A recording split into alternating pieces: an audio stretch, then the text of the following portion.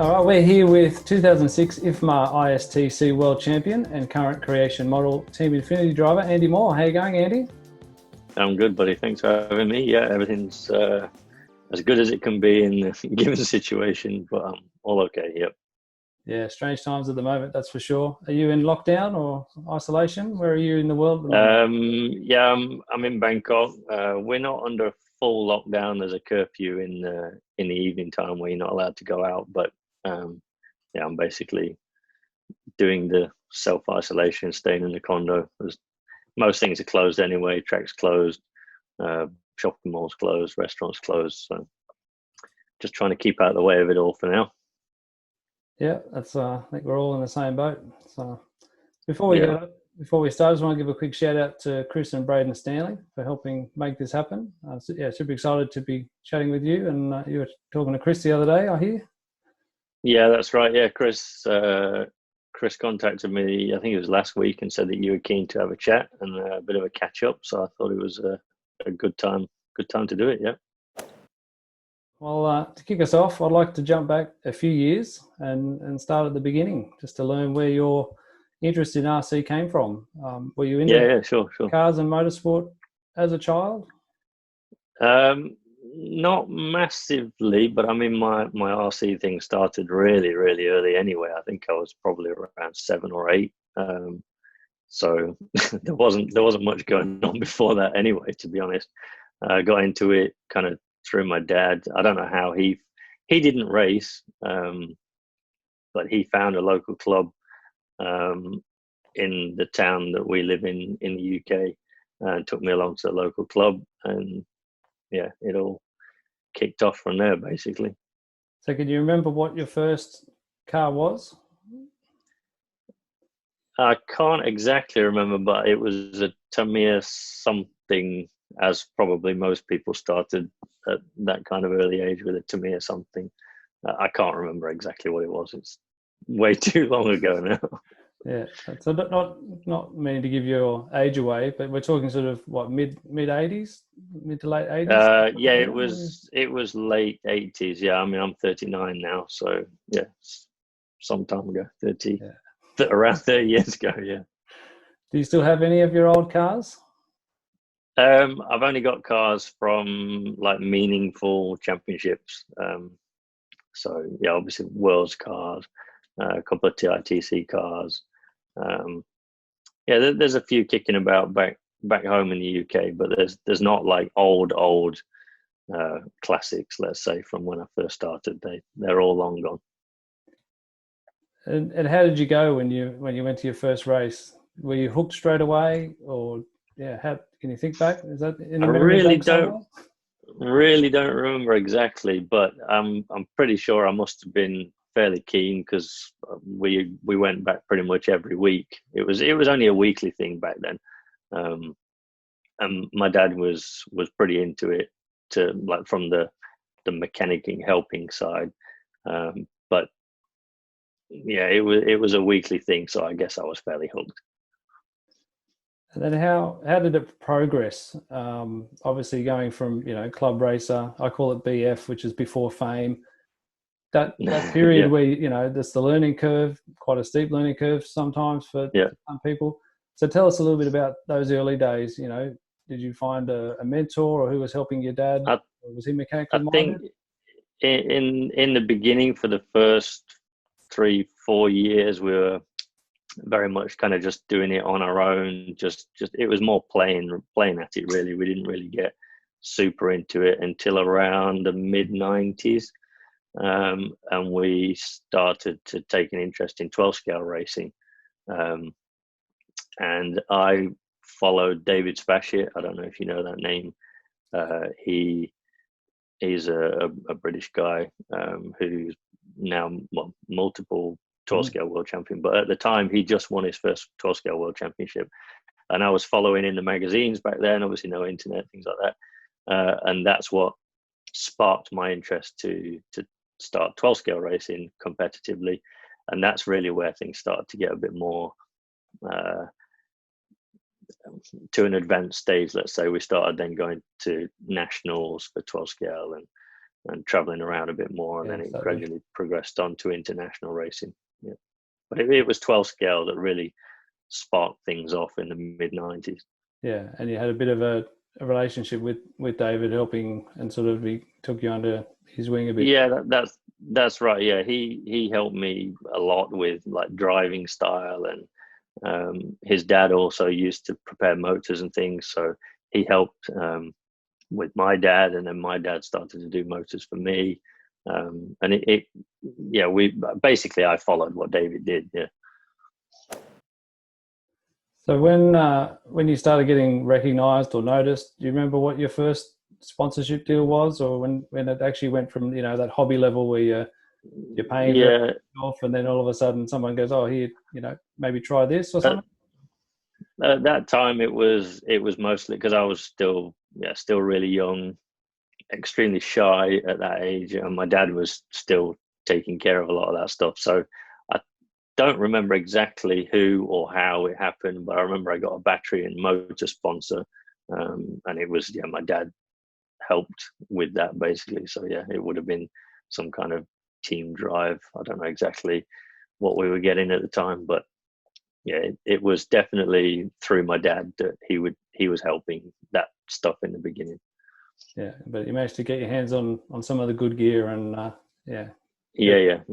I mean, at that point, batteries and motors, you really needed, if you wanted to compete at the highest level, you really needed very good batteries, and a good knowledge of how to set the motor up. But batteries were the key thing back then, because lipos now you can buy things off the shelf and be competitive enough to win a world championship. But back then, unless you worked your way up slowly through the team to get access to better batteries, it was difficult to compete. So it was a step-by-step process. The better you got, the better access you had to better equipment. So yeah. And so before we jump ahead to the 2006 Worlds, what were some of the bigger events you attended? You mentioned traveling to nationals or Euros and stuff like that. Is that the biggest events you did? We used to go to all the national events during the winter time. There's a national championship in the UK. There still is now. There's still a big following for 12 scale. And there was about, I guess there was one every month for 5 months during the winter or whatever. And there were 2-day events, and we used to go without fail to every one. And then there was a European Championship somewhere at the end of it. So when you're coming into the springtime, the 12 scale season was ending, there'd be a European Championship, and we would always also travel to wherever that was. I remember going to, there was Sweden, Germany. I can't exactly remember where they were at what points, but numerous over the years. Yeah. So jumping not quite to 2006 yet, but in the run into your world title, did you know what to expect? Had you attended other world events before then? Yeah, already up to that point, there was the touring car scene had developed to the point where I think around that time, 2004, 5, 6, touring car was really in its peak heyday, I would say. And yeah, I'd already traveled to multiple events all over the world at that point. DHI Cup in Europe, LRP race, the Reedy race in California. I'd already been to my first TITC already back then over here in Thailand. And just before the actual Worlds, there was obviously a Worlds warm-up race. So we'd attended the Worlds warm-up race, and I had a reasonably good result. I think actually finished second or third. I don't remember exactly. But things felt good at the warm-up race, so I was just looking forward to the race. I had no idea it was going to be as good as it ended up being, but I mean, I'd had good results at the other previous touring car world championships, so I was hoping that I'd at least be making the A main, but it turned out to be a bit better than just the A mains. So. Yeah, and I mean, tell us what memories you've got. I mean, for those who don't know, you are the world champion in 2006. It went right down to the third leg. DQ, but tell us some of the memories that you've got, from that big. There's quite a lot of it is a blur, to be honest, because it just all happened so fast, so to speak. It sounds a bit cliche, but I remember feeling pretty confident because the car had been very good in qualifying, obviously being TQ, and the underlying feeling was just, don't waste this opportunity. And the biggest thing that I do remember was almost blowing it in. I think it was in the last main on the first lap, really blowing one of the first turns, going super wide and almost screwing it all up. But managed to bring it back online, and maybe I gave Masami a little bit too much chance to catch me, but I knew I had the leeway that I could open and let him past on the last lap, and second place was still good enough to take the win. So I think that shows the experience and the maturity I think you had at that time to know you didn't need to put yourself in a battle that you didn't need. Yeah, I mean, I'd already done all the calculations and the different permutations of what I needed to win, so I was I could almost hear my dad. My dad was there actually, which was pretty cool thing. He'd not been going to all the races for a few years before that, but the World Championships he normally came.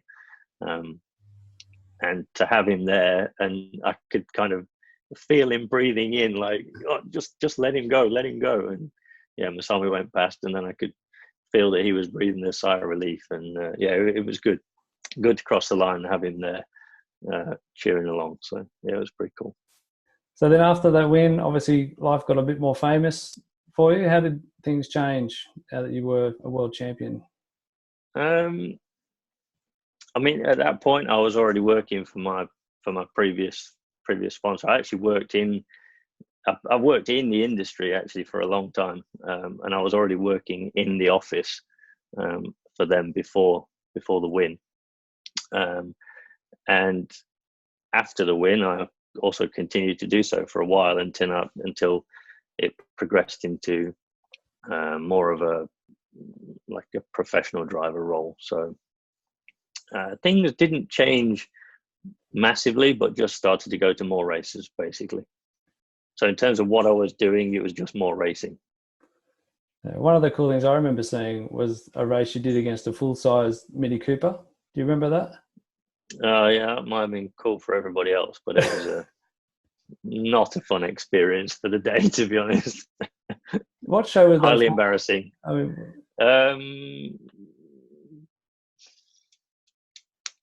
I can't remember the name. Not Top Gear. There was two. Fifth Gear or something like that. Fifth Gear. That was it. Fifth Gear. Yeah. Extremely embarrassing day, to be honest. Oh well, it's good exposure for us.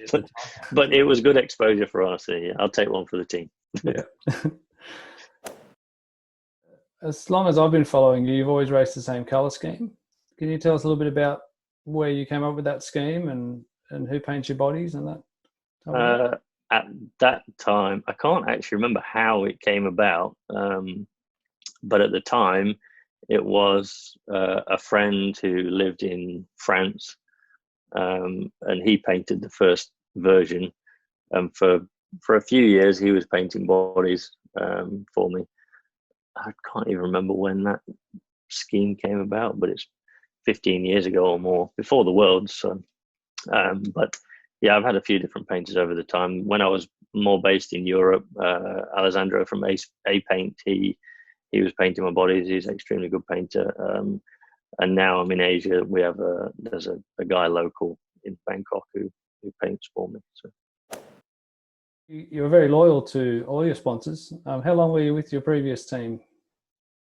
Yeah, I guess because I worked for them in the office as well as racing for them, and then it progressed into a professional driver role, and I think it was about 10 or 11 years. So yeah, loyalty is a big thing for me. I'm not one to chop and change teams or whatever, especially the main supporter. So yeah, but it was a good time. So it was about 11 years, I think. It's quite a long time. And that brings us to the now, joining Infinity. You joined Creation Model Team Infinity in 2016, I think. Can you tell us how that opportunity came about? Yeah, I'm now working for Creation Model and racing the Infinity cars. I guess it was about 2015. I had contact with Kenji, and he'd invited me to a few races in Singapore during that year when I was still driving for the previous company, and during that time he'd already just started with the Infinity thing, and there looked to be an opportunity to do something with him, and to me it looked like an extremely fun like new opportunity. It was a new brand, and Kenji's got so much passion for everything RC that it was just exciting to see something different, and something that I could be part of and hopefully help contribute in some way. It was an exciting thing for me to get involved in, and the beginning of 2016, that's when I made the changeover, and extremely happy.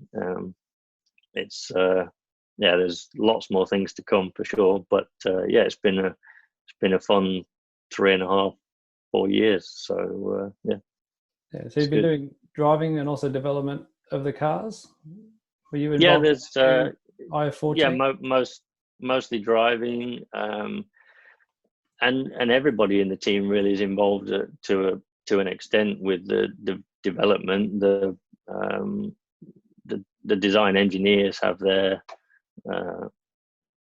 obviously their plan in the beginning and their initial design, and then each of the drivers can have some input and testing and whatever.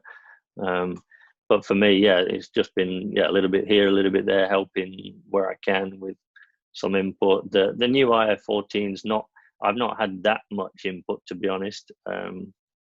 Mostly was the Japanese guys and the team in Europe, because for the last few years I've done, let's say, a bit more predominantly nitro rather than electric.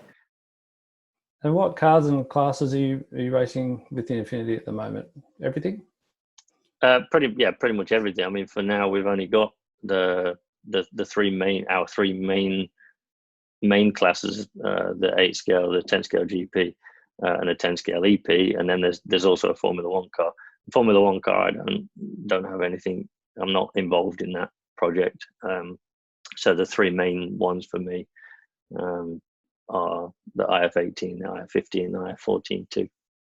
Do you have a favorite?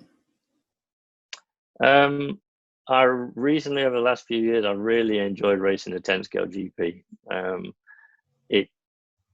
I don't know why. I just feel like you can really get on it, and maybe it's as I'm getting older. I'm starting to drive a little bit harder. Jesse would probably disagree, but compared with the old EP style of needing to be super smooth, I really enjoy the 10 scale GP. I mean, of course, EP is my original class, so I like driving touring car. And an 8 scale is something, I say new. I've been driving it now 3.5-4 years, but that's a whole different ball game. That's fun in a different way. So nice diplomatic answer there. I have a favorite, but it's all of them. Well, kind of, yes. But the IF15 10 scale GP. Yeah.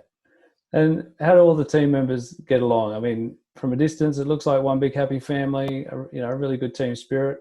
Is that the case? Yeah, it is. It honestly is. I mean, we don't all always travel together, but in terms of once we're at the race, we're all traveling together and pitching together and eating together, and it's a good time. Yeah, there's obviously there's the Italian speaking side, there's the European English speaking side, the Japanese side, but everybody comes together and enjoys it as much as each other.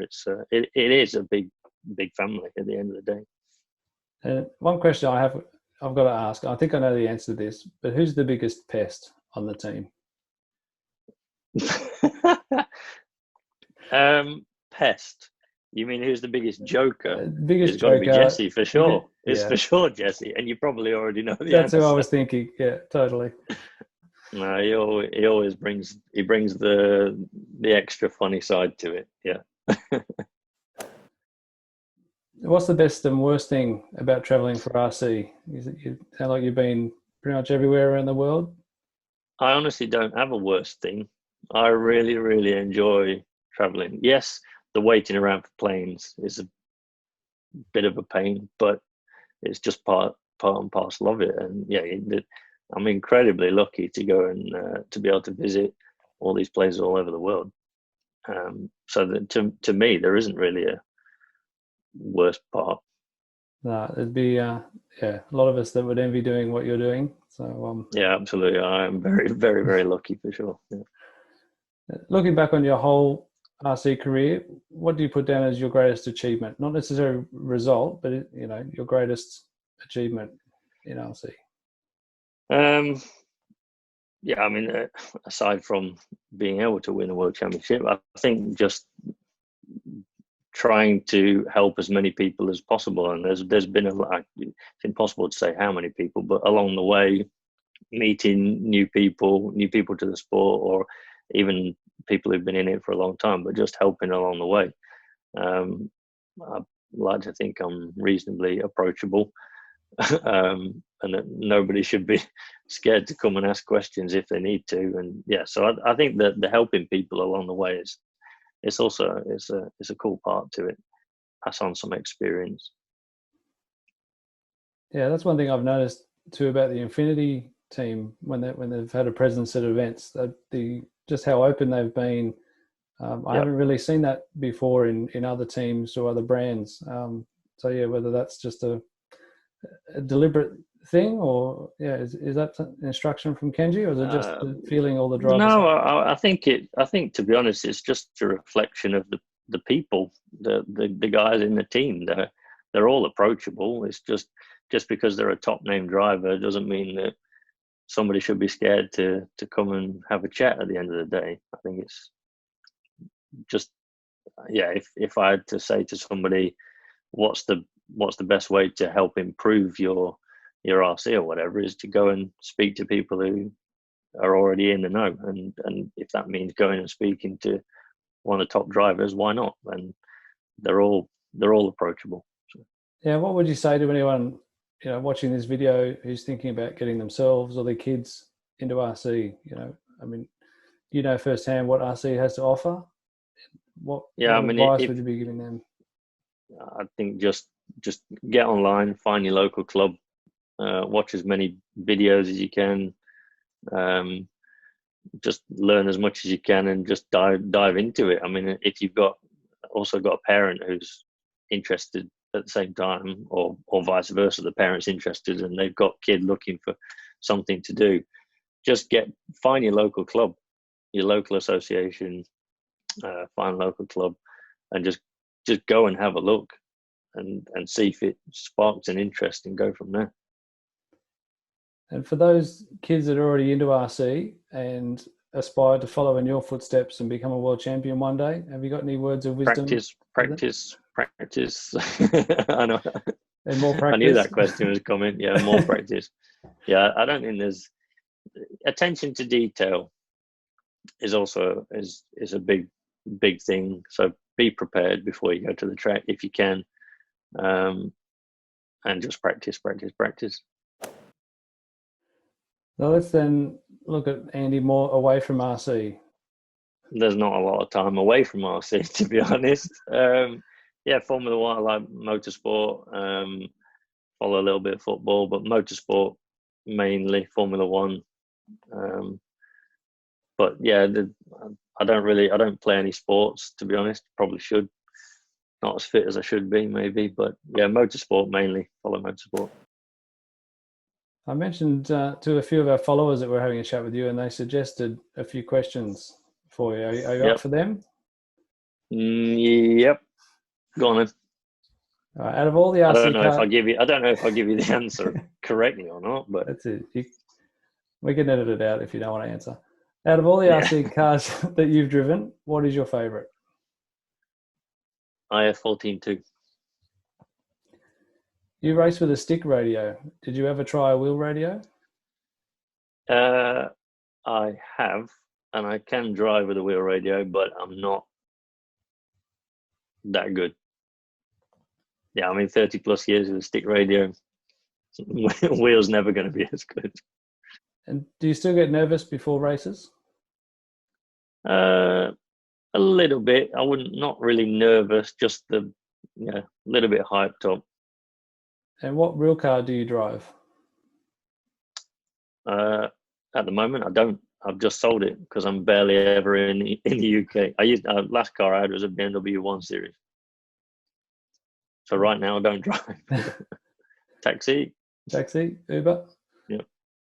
And last one of these, what other jobs have you had? Just before working for my previous RC related company, I worked in a body shop. So I was in like front of house working for a luxury car body repair specialist, and only for a few years. So I've almost all my working life I've worked in the RC industry. Some rapid fire questions. All right, these are really easy. Right. All right. Favorite food? Pizza. Beer, wine, or food. Beer, wine, or spirit? Gin tonic. So spirit. Best track you have raced on? Or beer. All of the above. It's not very quick fire, is it? Sorry, all of the above. Anything. What's the best track you have raced on? RCS, Bangkok, Thailand. Not there anymore, unfortunately. But what about the hardest track you've raced on?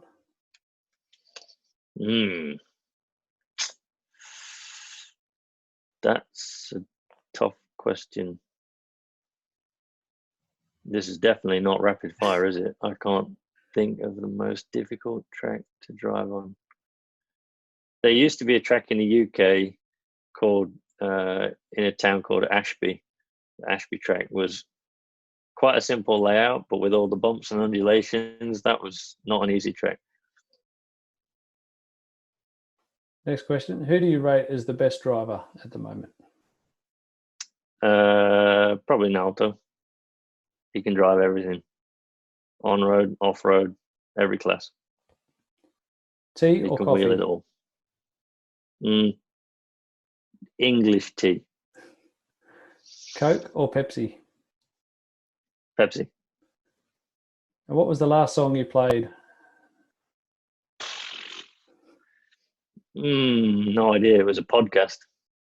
It was an EDM podcast, so I have no idea what the song was. Can't remember.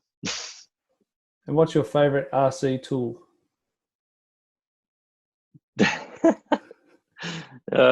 Most used 2mm wrench. I don't have a favorite. Yes, that's a good question. Pineapple on pizza, yes or no? Definitely not. And do you have any superstitions? No, I don't actually. Well, that's it. Thanks again for generously sharing your time and memories with us. Is there anyone you'd like to thank or acknowledge before we go? Mainly just Kenji-san for the opportunity that I've got with Infinity for now, and obviously the support from my family and friends. Awesome, man. Well, thanks heaps. It's been an absolute pleasure and a privilege to have a chat with you, and look forward to meeting you when you come to Australia next. Yeah, no worries. Hope to see you soon, man.